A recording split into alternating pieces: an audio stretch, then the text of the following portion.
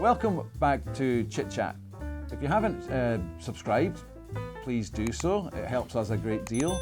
And also, if you could like and share, and please provide some comments and even things you would like us to be discussing. So today we've got the Hua Hin report with Richard Buckle. So let's just introduce Richard. How's things?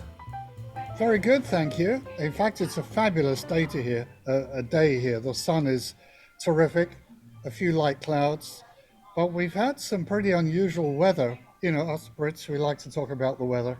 So we've had some pretty unusual weather over the last weekend and some, really fantastic cloud formations as banks of cloud are coming from Myanmar over the hills and then covered Hua Hin and then given us a good drenching. But there are some fascinating pictures, some really good photographs around of some of the cloud formations, which are really unusual, that stretch, for several kilometers. So it's been really interesting, but a good day today.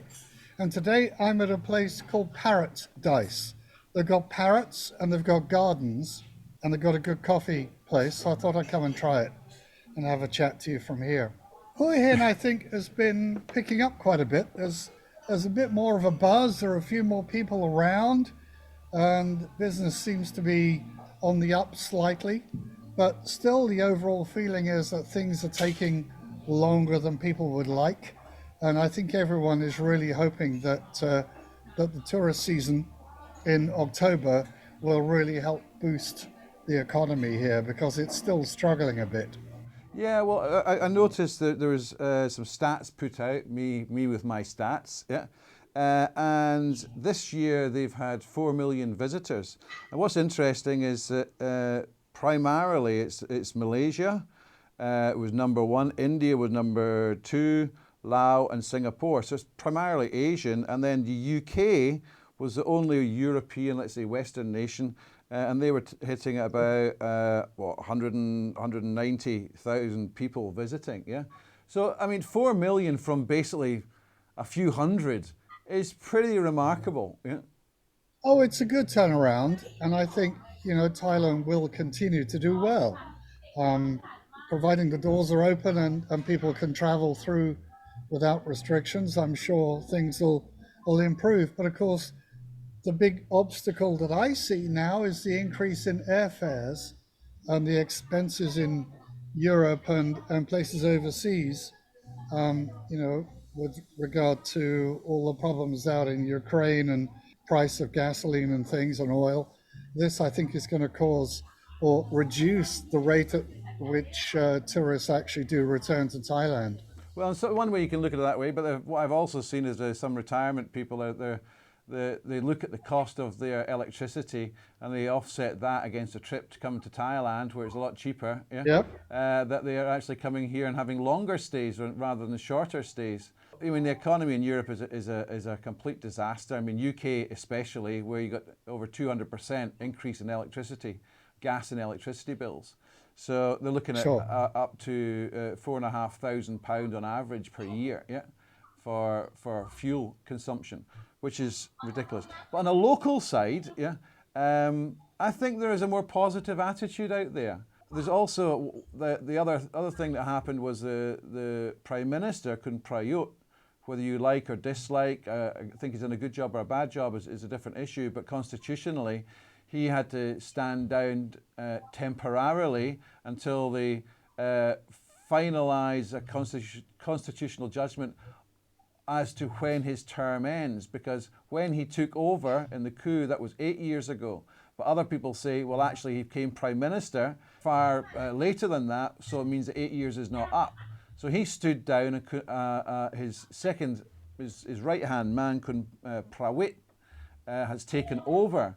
Now, what was surprising is one thing about the coup that people sort of agreed with was to deal with corruption. Yeah. And especially police corruption. And he has really come in with a heavy hand, this is Kun Prawit, to sort of meet the requirements, partly because there's going to be an election within the year, yeah, or within a year. But he's supposed to be cracking down on that, yeah. Okay, corruption's everywhere in the world, it's not unique to Thailand, yeah. But it's something that the Thai is basically trying to push for. So that's a bit of a development. So in many ways, it's sort of created a more positive buzz. And also the democracy demonstrations which were happening 2019, 2020, yeah, they've said they're holding back clearly because they want the political people to stand out as opposed to being a protester, but to be seen as a democratic person.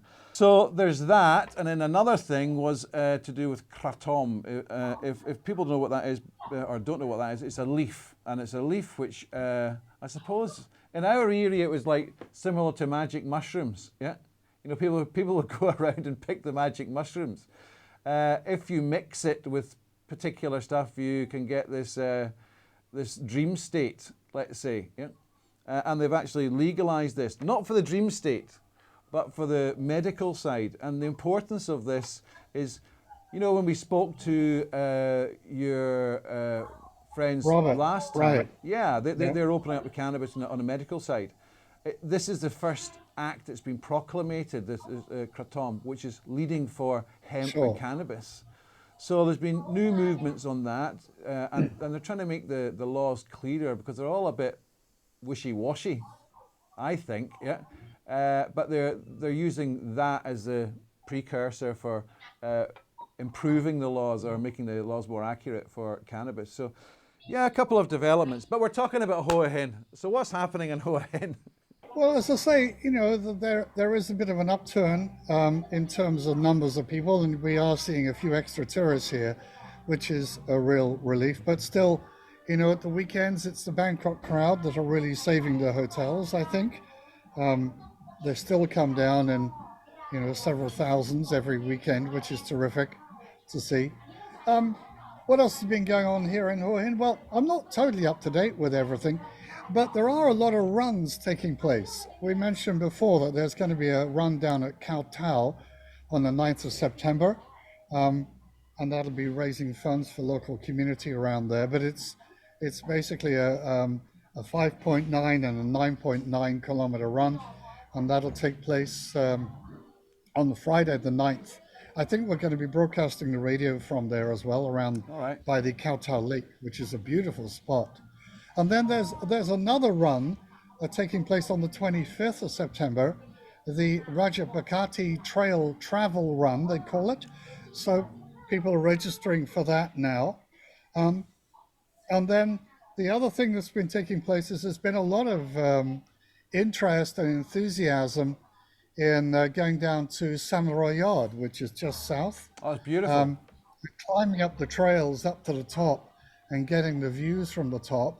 And there's a bit of a tourist thing going on now where you can register, go up to the top into the army. There's an army center up the top of the hills at a place called Khao Lam Merk, apparently, is the viewpoint. And you can see from miles, even kilometers, over a huge distance.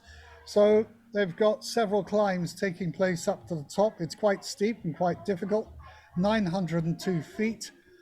496 steps all the way up to the top of the mountain. Are you doing any of this yourself? I think there are 5 of those. Go again. Are you going to do any of the runs or climbs yourself? I mean, you've got that athletic body, that sort of long distance style, slim and fit, yeah? Well, I'm not sure I'm going to do any of the running. I actually quite like walking. I don't really do jogging too much, and I cycle. You know, I ride my bike quite a bit. Running isn't so much my thing, but at the Koh Tao run, we'll be broadcasting, so I'll be at the broadcast place there. But I'm tempted to go up to the viewpoint. They have one on the 24th and 25th of September. I might go and do that. Well, maybe what you can do is you can go up there and see all the people totally exhausted and in pain coming to the top and just take the pictures. You can see you've done it, but you just didn't do the walk. No, if I go, I'll go up to the top. I'll probably enjoy the challenge. Yeah, 4-wheel drive. I think always better. Thank you very much. There's been a lot of roadworks taking place locally. They've been doing a lot of infrastructure development. Obviously, we have the new railway line that's been coming down here, and of course, that's meant that several roads are being closed, and and the crossings across the railway line have been closed on and off. But that seems to be clearing up. They've been dredging canals as well in preparation for flooding coming off the rain water coming off the mountains and things. So that's been quite a good thing in progress. Um, Jungle Aid have been busy. Jungle Aid are a local charity, and they basically deliver donations and goods to local villages up on the border areas. And they've made a couple of runs just recently.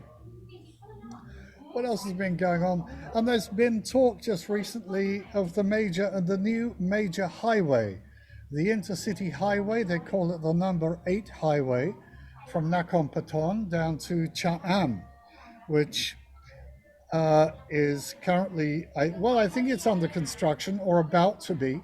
They reckon they're going to actually, they're going to sign it off. I think they've signed it off already.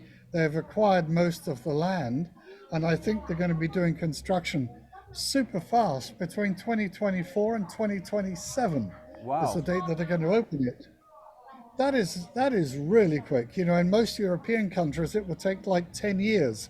In Thailand, it's going to take about 3 or 4 at the most. Well, that sort of leads me to the sort of question is how much are the repairs going to cost in the following year and the following year and the following year and the following year? Well, it's going to be a toll road, so people will have to pay for this. And that'll obviously service, that'll cover the servicing of it, I assume. So that'll be good to get a second road down here rather than the Rama 2 road, which I drove down just a couple of days ago, and still long delays around the overpass and the new expressway there. So it will be really good to get a second road down here. And of course, that'll really tie in just after the railway, the new railway line opens. That's due to open, I think it's due to open at the end of next year. So that'll be amazing as well. Okay. So I also heard that they're in the process of, they say, taking the unused cables that are above ground and putting them underground. Obviously, I'm just wondering, why don't they just, okay, unused cables take out, then take the existing cables and put them underground. But they only seem to talk about the unused cables. So they're supposed to be going through a process with that, and there was a big ceremony. Everything seems to have ceremonies, yeah? Ceremony, we're going to put things underground. Ceremony for another one was how we're going to improve road safety for motorcyclists. Why just do your job? Why have a ceremony about it? Just get on with it, yeah? That's what you're paid for, yeah? Well, the ceremony does draw public attention to the issue. And I stand corrected. Exactly. Yes. That's right. So they're trying to encourage people to wear helmets because in Petro-Kirikan alone, there have been. They say there's 37.41 deaths per 100,000 people. Yeah, and that was a figure for 2021. So yeah, it's still a fair amount. But at the end of the day, it comes down to that original thing we talked about at the beginning was, how can we enforce the laws? Enforce it. People just don't respect it. That's why they don't do it. Yeah? Even though they've got their kid, the baby and everything else on the bike, yeah? And also they can get free helmets, they still don't do it. Yeah? People have been given free helmets before. I was around when the Hua Hin Business Network and several of the hotels clubbed together to give away free crash helmets. And people accepted the helmets, then they got on their bike and put the helmet in the bag basket at the front. Didn't wear it, they just carried the helmet home. There was no real good messaging about, actually you need to wear this thing. And then, as you say, actually enforcing the laws and the rules is another story altogether. It's a change of culture, almost, that's required. Well, maybe, people can't afford even though they know they're taking the risk, they can't afford the fines in many cases. So maybe what they do is they confiscate the bike for 3 or 4 hours or whatever it is, so you can't ride your bike. And so just inconvenience them, yeah? Rather than just look at financial gains. Just basically give us your keys, you're not taking your bike, well, what are we supposed to do for 2 hours? That's your problem. You didn't wear your helmet. Yeah, come back. Yeah, so maybe there's some solution there, but yeah, it's. I'm not sure that the local authorities think like that, actually. No, I don't. No, I don't think so. And also, I think there's a major shift in legally culture you needed couldn't here. do it either. So Right. how was the? Sorry. You had Engelbert Humperdinck, visiting Hua Hin, and he was shown around like a royal. He was taken to see elephants and different projects, and all the hoi polloi came down, and then the minions got a chance to hear him sing. Yeah. Well, the tickets were very expensive, around 16,000 to have dinner and the show. So you're talking serious money. That's like Manchester United coming. That's, oh my goodness. Well, exactly. And he can't even play football, the poor guy. He actually did post a few Twitter messages online, and he's looking. He's 86, I believe. Doesn't look it. Well, I don't know. I think if you look closely, he's getting up there. Oh, they've started doing cutting here. Sorry about the noise. Okay.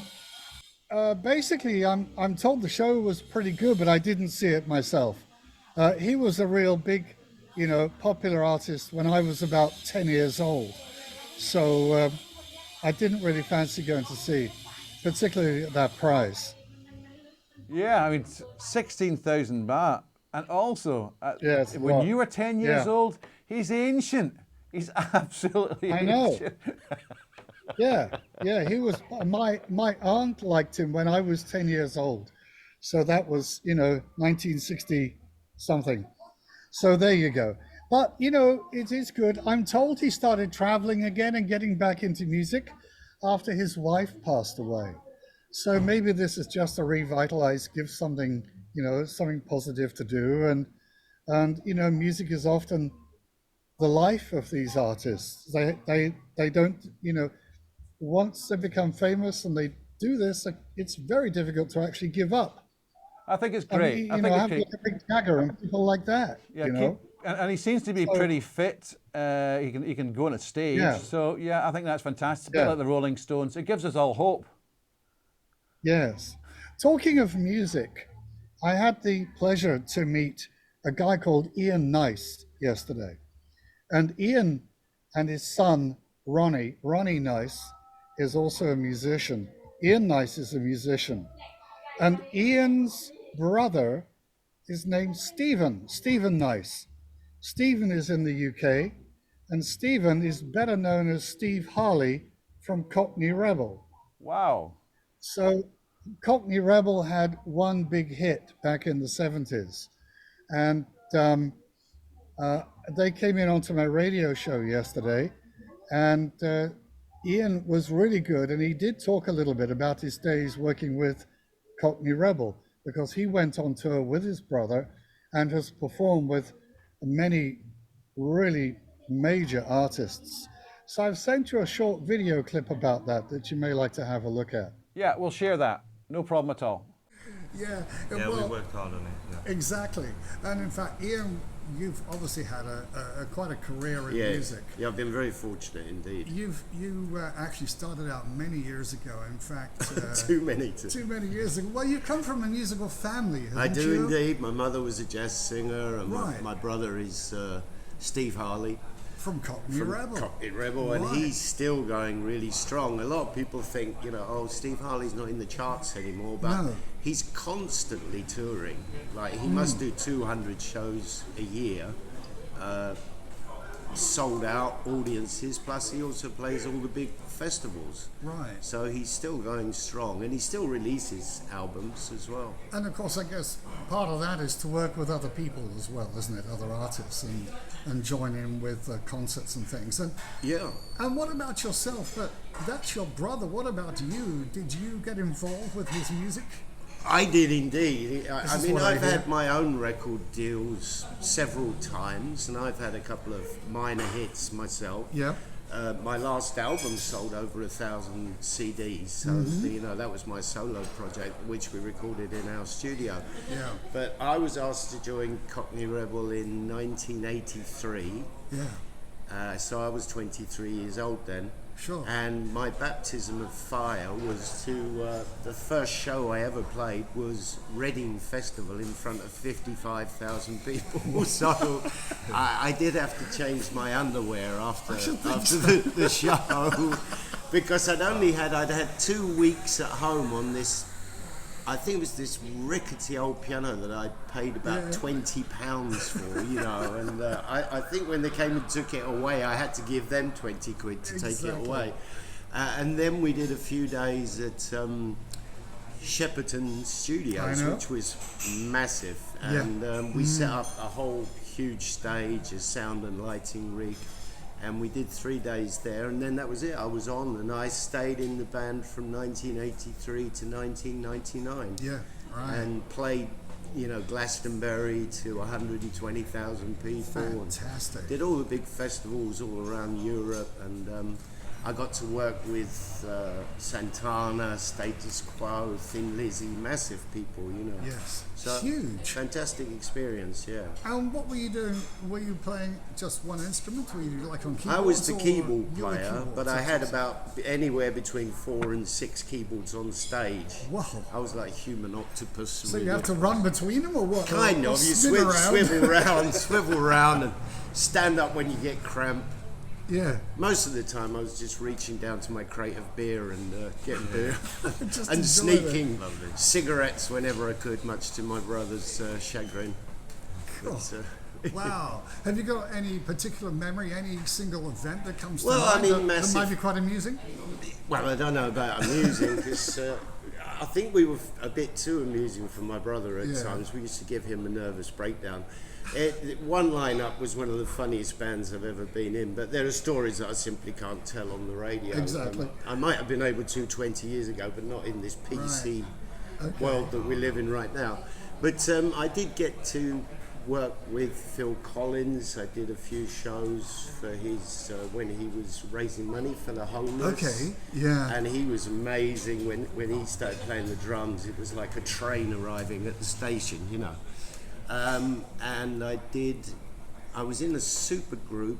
We did a fundraising concert at Hammersmith Odeon, which was actually filmed for television, and that was to raise money for Mick Ronson's widow, because when Mick Ronson died, unfortunately, he spent most of the massive money he'd earned with David Bowie and people. And I was in a super band with Roger Taylor on drums from Queen, Bill Wyman was on bass from the Stones, Ian Hunter from Motley Hoople was on guitar, and Roger Daltrey was the singer. This is the who's who. Yeah, and I was the piano player. Fantastic. So that was a good evening. I really enjoyed that. And are you still in touch with many of these people Yes, today? I am. Yes, I keep in contact, usually via Facebook. I'm in touch with people. Yeah, Tony Visconti, who was Bowie and Bolan's producer, he's a friend. And Jimmy Horowitz, who produced Rod Stewart, and he's a friend. And quite a few big people that I still keep in touch with. Okay, is there anything else? 'Cause we're about to run out of time. Yeah, so anything else? All right. Well, very, very quickly. Yes, there is. We had another guest speaker down here a couple of weeks ago. His name is Concorn. He's a politician. He's actually formed his own political party. He's forward-thinking, future. You know, he's one of the new young generation politicians, and he gave a terrific talk at the Royal Riviera Club just a couple of weeks ago. And I was able to ask him a couple of questions. And in fact, the press asked him some questions. And he made some very interesting points about visas. And I've sent you a copy of that as well, if you'd like to have a look in the Google Drive. Right, okay. So basically, I think he was talking about taking away the 90-day report, which I read, altogether, the TM30, which has already been removed, and making things a little bit more easier for foreigners. Yeah, that's great. I must admit, I've got a lot of respect for the guy as well. I don't really know his political leanings in detail, but he is a very clever guy. He seems to be forward-thinking, not old-fashioned, looking for change. Yeah, which is good. It's going to be a very interesting election.